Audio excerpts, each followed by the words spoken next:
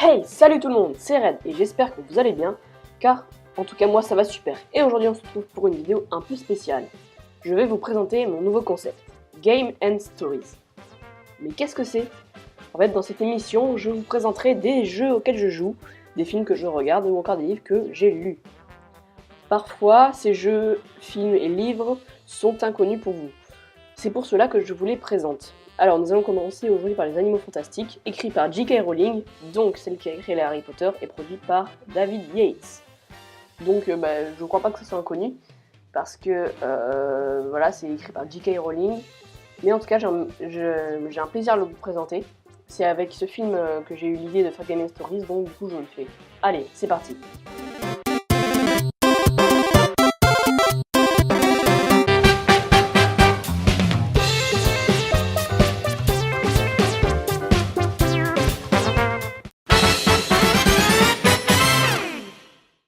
Déjà, commençons par le synopsis. Alors, le monde des sorciers est en grand danger, à New York, en 1926. La communauté magique risque désormais d'être à la merci des fidèles de Salem, groupuscule, donc un petit groupe politique, plus ou moins organisé, déterminé à les anéantir. Les sorciers sont aussi menacés par Gellert Grindelwald, joué, on le voit qu'à la fin, par Johnny Depp, qui a disparu et reste introuvable après avoir fait des ravages en Europe.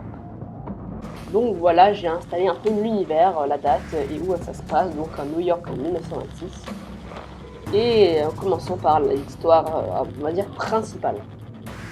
Norbert Dragono, joué par Eddie Redmayne, arrive à New York pour terme d'un périple dans le monde entier. Dans sa valise magique, il a répertorié un bestiaire extraordinaire de créatures fantastiques, et New York est sa dernière destination avant d'avoir complété son bestiaire.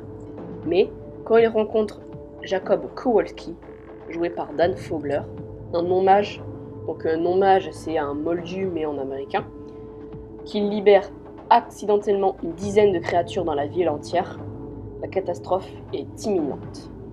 Il s'agit donc d'une violation du code international du secret magique dont se saisit l'ancienne Aurore Tina Goldstein, jouée par Katherine Watterson, pour récupérer son poste d'enquêtrice. La situation s'aggrave lorsque Percival Graves, joué par Colin Farrell, énigmatique directeur de la sécurité du MACUSA, Congrès magique des États-Unis d'Amérique, se met à soupçonner Norbert, mais aussi Tina pour sa complice.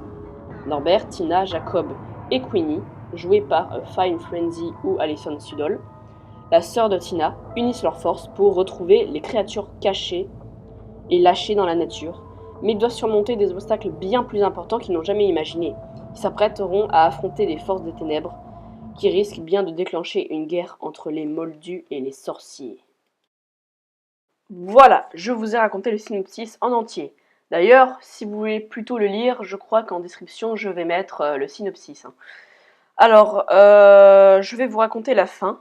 Donc, si vous n'avez pas vu le film, quittez cette vidéo et allez regarder autre chose, ou en description je mettrai un petit lien pour passer ce passage et là directement à mon avis sur ce film. Donc spoiler alerte, hein. Donc n'écrivez pas en commentaire ouais tout c'était chiant et tout. Je vous ai prévenu, spoiler alerte. Si vous n'avez pas vu le film, voilà, comme je vous ai dit.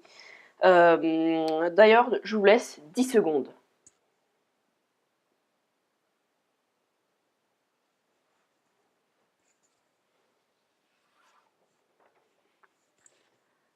C'est bon? Si vous êtes toujours là, c'est que vous avez déjà vu le film ou que vous en foutez. Bon bref, la fin. Croyance, joué par Ezra Miller, est un fidèle de Salem, battu par sa mère adoptive, Mary-Lou, jouée par Samantha Norton. Il a été aidé, bien avant l'histoire, par Tina, mais on s'en fout. Ce Croyance s'est allié avec Graves pour retrouver un être obscur surpuissant s'appelant l'Obscurial. C'est un peu comme un détraqueur, vous savez, dans Harry Potter 3, mais qui ne vit pas plus de 10 ans. Mais cet Obscurial se révèle être Croyance, alors qu'il a au moins 25 ans, 29 ans par là. C'est un être surpuissant, mais plus que tous les autres. Il fit du chaos dans la ville, je sais pas si ça se dit, tua des gens et détruisit plusieurs édifices. Norbert, Tina et Graves réussissent à le contenir dans une station de métro, difficilement. Mais plusieurs sorciers du Congrès magique sous l'ordre de la présidente Serafina Piggery, jouée par Carmen Ejogo, tue cet être malfaisant.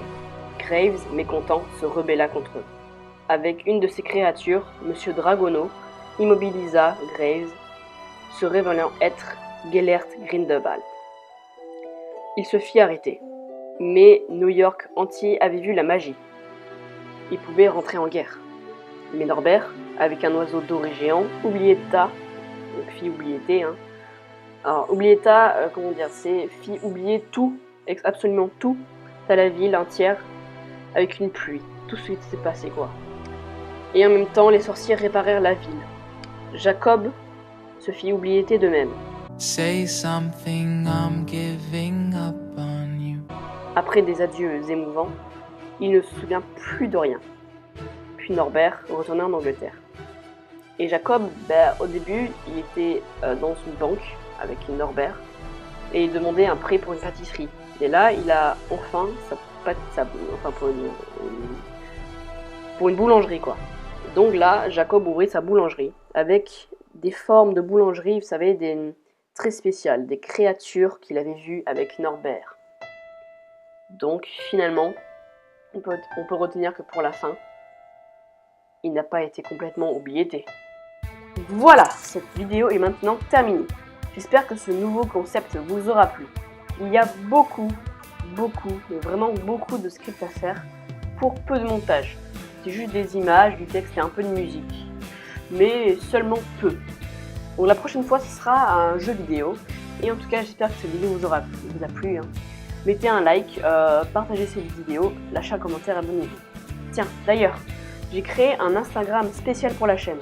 Recherchez TheRed089 avec une image de Quatermack, et donc aussi s'affichera The Red and Blue. Et abonnez-vous à ce compte Instagram. D'ailleurs, pourquoi TheRed089 ?